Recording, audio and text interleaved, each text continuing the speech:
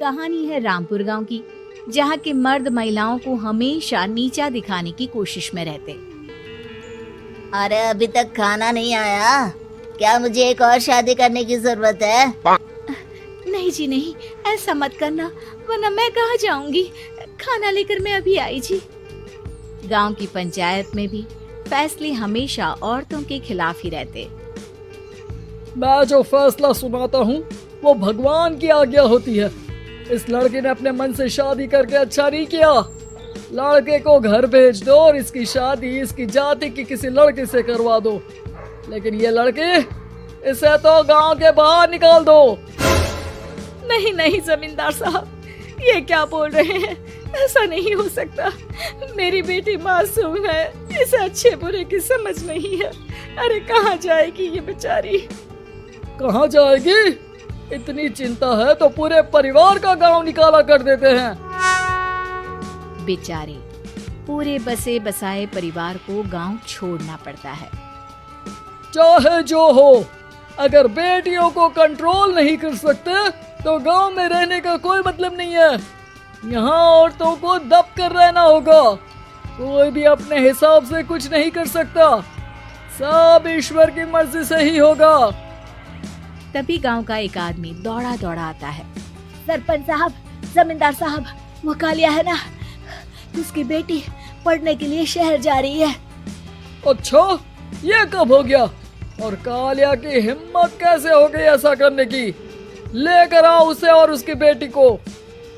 बस फिर क्या था, हाजिर हो जाते हैं कालिया और उसकी बेटी सरपंच के सामने। अरे कालिया, ये क्या सुनने में आ रहा है? बेटी को इंजीनियर बना रहा है तू? और ये बता, गांव में तो स्कूल नहीं है, फिर कहां से इतनी क्लास पास कर गई तेरी बेटी? राधा, जो कि कालिया की बेटी है, उसे लगता है कि सरपंच उसकी तारीफ कर रहे हैं। सरपंच जी, मैंने ऑनलाइन पढ़ाई की है, डिस्टेंस लर्निंग से। सभी में मैंने अच्छे नंबर पाए हैं, जिसे देखते हुए शहर की इंजीनियरिंग कॉलेज में मुझे स्कॉलरशिप मिली है। वाह जी वाह, क्या होती है ये? पहले तो ये बताओ, फिर आगे की बात करते हैं। पूरा गांव राधा की बात सुन रहा था और राधा बोलती जा रही थी।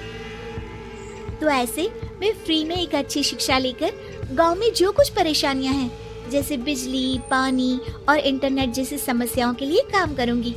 मैं गांव को शहर से जोड़ने के लिए पुल का निर्माण करवाने का प्रस्ताव रखूंगी। मुझे पूरी उम्मीद है कि जल्द ही हमारा गांव भी तरक्की की राह पर चल पड़ेगा। राधा की बात सुनकर सारे गांव वाले ताली बजाने लगते हैं। सरपंच को समझ नहीं आता कि वो क्या करे। चुप रह नादान लड़की, गांव के खिलाफ जाने के लिए तुझे गांव से बेदखल कर दिया जाएगा, वो भी पूरे परिवार के साथ। और हाँ, अगर ठीक से गांव में रहना चाहती है तो ये पढ़ाई लिखाई छोड़ दे। हम तेरे लिए गांव का कोई होनहार लड़का देखेंगे। तभी गांव का एक आदमी बोल पड़ता है। अरे नहीं नहीं सरपंच जी, राधा बिटिया जो बता रही है, अगर वैसा हो जाए तो हम लोगों को पैसा कमाने के लिए बाहर नहीं जाना पड़ेगा। हाँ जी, और ना ही कोसों दूर पानी के लिए भटकना पड़ेगा।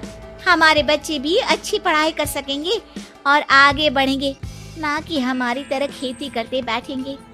क्यों गांव वालों, राधा बिटिया का साथ देना चाहिए ना।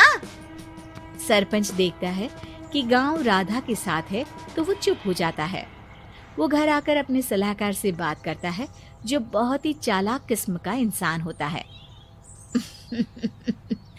अरे सरपंच साहब, आपको बहुत ही होशियारी से काम लेना पड़ेगा। एक बार गांव तरक्की कर गया, यहाँ के बालक पढ़ लिए तो कोई ना पूछेगा आपको। और फिर ये जो बेटा और बेटी है ना आपके, इनको भी आम लोगों की तरह ही जीवन जीना होगा। हाँ, लेकिन करे तो क्या करे? वो ना आप मुझ पर छोड़ दीजिए, बस मैं जैसा बोलूं करते जाइए। अगले रोज सुबह जब गांव वाले सोकर उठते हैं तो राधा के घर के बाहर और साथ ही वो लोग जिन्होंने राधा का सपोर्ट किया था, उनके घर के आगे लाल रंग से कल आऊंगी लिखा होता है।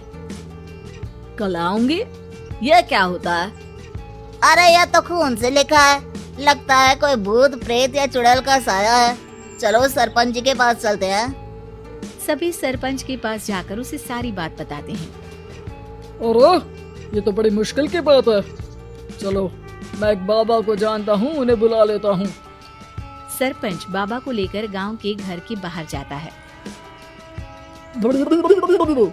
ओहो, तो ये वो चुड़ैल है जो उन लोगों को निशाना बनाते हैं जो गांव को बदलने का सपना देखते हैं। वो गांव को ऐसे ही संपन्न देखना चाहती है, वो नहीं चाहती कि कोई बाहरी यहाँ का कायाकल्प करे।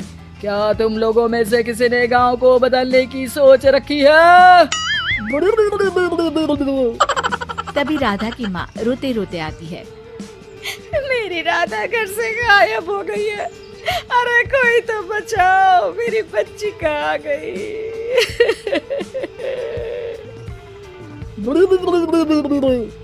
ले गई वो चुड़ैल, तेरी बच्ची को ले गई। अब वो उसे श्रापित करके छोड़ेगी, उस पर चुड़ैल का साया हो जाएगा।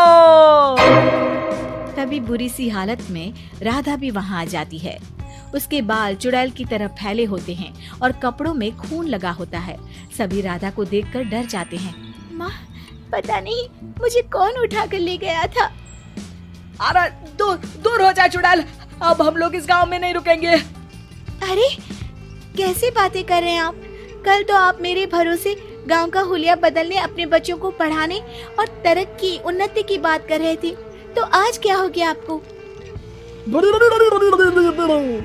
ये फिर तुम लोगों को बहकाएगी। ये चुड़ैल गांव में आ चुकी है, ऐसे ही ये तुम्हारे घर के बच्चों को भी ले जाएगी। गांव वाले राधा को गांव से बाहर निकाल देते हैं। उसके माँ बाप रोते रहते हैं, लेकिन गांव वाले नहीं मानते। मैं भी अपनी बहन के साथ गांव के बाहर रहूंगा, लेकिन वो पढ़ाई नहीं छोड़ेगी। वहीं सरपंच के घर पर सलाहकार कहता है।